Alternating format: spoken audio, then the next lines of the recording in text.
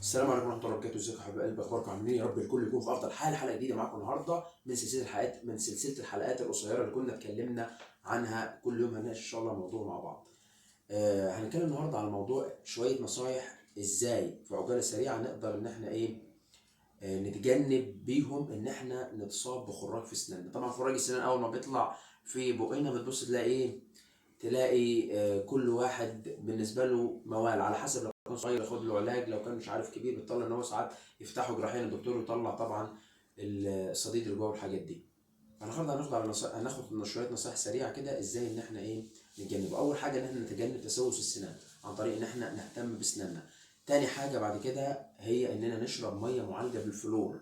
ميه معالجه بالفلور برضو الحاجات دي بتقوي وبتدعم طبقه المينا اللي في السنان.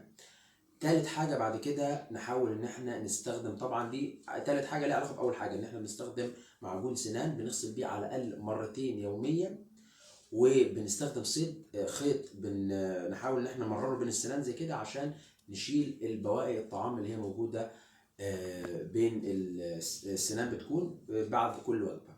طيب إيه تاني؟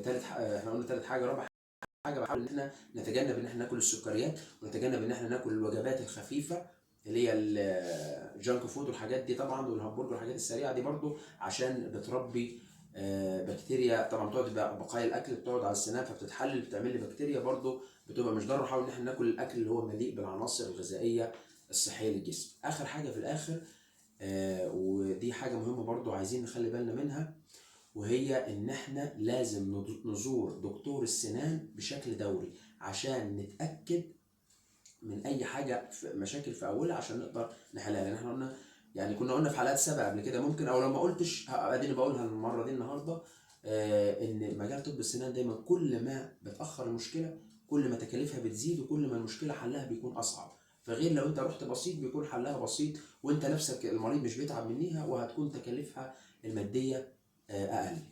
اشوفكم الحلقه الجايه، والسلام عليكم ورحمه الله وبركاته.